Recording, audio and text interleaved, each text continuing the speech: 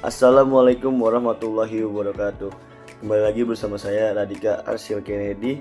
Kali ini kita akan membahas tentang syukur seorang pelajar, teorinya dan praktis dalam pembelajarannya. Tanpa berlama-lama lagi, kita langsung bahas tentang syukur. Esai yang pertama, seorang pelajar dapat bersyukur dalam belajar dengan hasil belajarnya sempurna dan dapat berkembang secara terus-menerus serta mendapatkan ridha Allah. Bersyukur dalam belajar adalah sikap yang harus dimiliki oleh seorang pelajar untuk menghargai dan mensyukuri segala hasil belajar yang telah diperoleh, baik yang dianggap sempurna maupun yang tidak.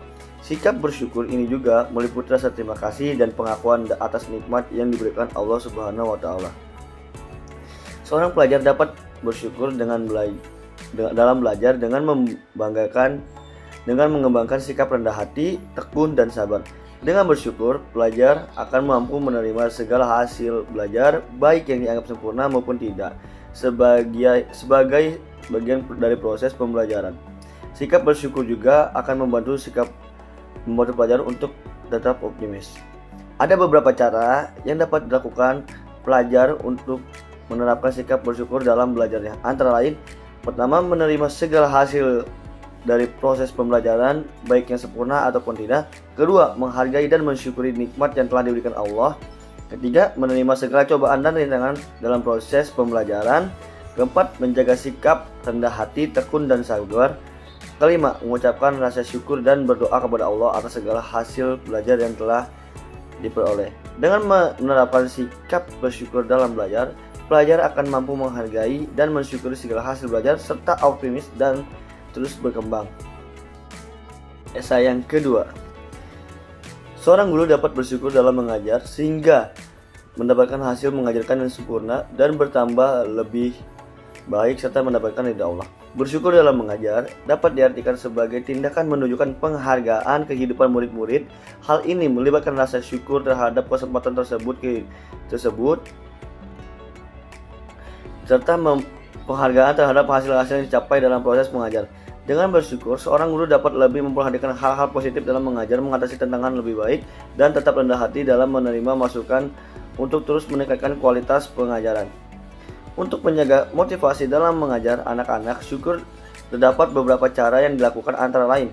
Pertama, memberikan contoh dan memberikan perintah untuk mencontoh orang tua ataupun guru, memberikan contoh secara langsung bersyukur sehingga anak mencontoh perilaku tersebut. Kedua, memberikan dorongan atau motivator. Anak membutuhkan dorongan atau motivasi agar mereka semangat dalam belajar. Orang tua ataupun guru dapat berperan sebagai motivator bagi anak dengan cara membimbing, menemani, membantu, dan mengarahkan anak-anak dalam belajar. Yang ketiga, mengajarkan anak tentang masa lalu mereka. Mengajarkan anak tentang masa lalu mereka dapat membantu mereka untuk lebih menghargai apa yang mereka miliki saat ini dan bersyukur atas segalanya. Selain itu, terdapat beberapa cara yang lain dapat dilakukan untuk mengajarkan anak bersyukur, seperti memberikan kejutan namun membatasi pilihannya, tidak terlalu memanjakan anak, dan menumbuhkan kebiasaan bersyukur melalui contoh orang lain. Esai yang ketiga, efek negatif dan contoh seorang pelajar tidak bersyukur dalam belajar. Seorang pelajar yang tidak ataupun kurang dalam belajarnya mungkin akan cenderung merasa tidak puas dengan pencapaian atau situasi saat ini. Sebagai pelajar yang tidak dapat bersyukur dalam belajar, ada beberapa tips yang bisa diterapkan. Pertama, bersyukur karena Allah memberikan peluang menimba ilmu. Kedua, bersyukur karena Anda diberi peluang untuk mengubah hidup Anda melalui ilmu. Ketiga, selalu mengingat Allah dalam hati. Keempat, mengucapkan terima kasih kepada orang lain. Kelima, meningkatkan ketakwaan. Keenam, jangan selalu melihat ke atas. Seorang pelajar yang tidak bersyukur dalam belajar mungkin tidak menghargai nikmat Allah dan kebaikan orang tua serta guru, merasa tidak puas dengan apa yang dimiliki, cenderung mengeluh dan tidak semangat untuk belajar. Kekurangan rasa bersyukur dalam belajar dapat memiliki dampak negatif signifikan. Beberapa dampak negatif antara lain: pertama, kurangnya kepuasan; kedua, kurangnya motivasi; ketiga, kurangnya produktif; keempat, kurangnya kesejahteraan emosional. Yang keempat, contoh dan efek negatif seorang guru tidak bersyukur dalam mengajar. Seorang guru tidak bersyukur dalam mengajar mungkin mengalami beberapa hambatan seperti kesulitan mempersiapkan diri, kedua, kekurangan passion; ketiga, kesulitan mengembangkan karakter; keempat, kekurangan waktu dan dukungan; kelima, kesulitan menghadapi murid yang sudah diatur. Untuk mengatasi hambatan ini, guru dapat mencari saran dan pelatihan yang sesuai belajar dengan penggunaan teknologi dalam pendidikan dan membangun hubungan yang baik dengan peserta didik dan kolega guru lain. Selain itu, guru harus menjaga profesi pendidik dengan sungguh-sungguh dan menerima perwujudan bersyukur untuk menjadi guru yang lebih baik. Jika seorang guru tidak bersyukur dalam mengajar, maka dapat terjadi efek negatif seperti kurang motivasi, kurang perhatian, kurangnya perkembangan karakter, kurangnya dukungan, kurangnya kemampuan menghadapi siswa. Oleh karena itu, penting bagi seorang guru untuk bersyukur dalam mengajar dan menjaga motivasi dan perhatian mereka pada siswa, serta membantu siswa dalam mengembangkan karakter, keterampilan mereka. Yang kelima, kisah seorang murid dan guru yang sama-sama bersyukur dalam proses pembelajaran.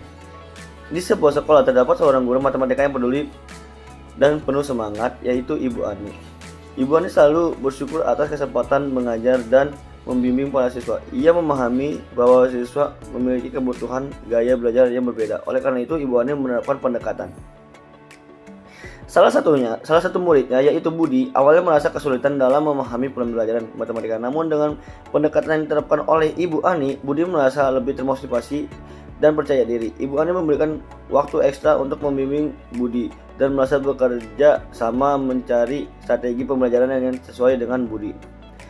Dalam kisah ini terlihat bagaimana antara guru dan siswa penuh dengan rasa syukur dan menciptakan lingkungan pembelajaran yang kondusif dan membuahkan hasil yang baik.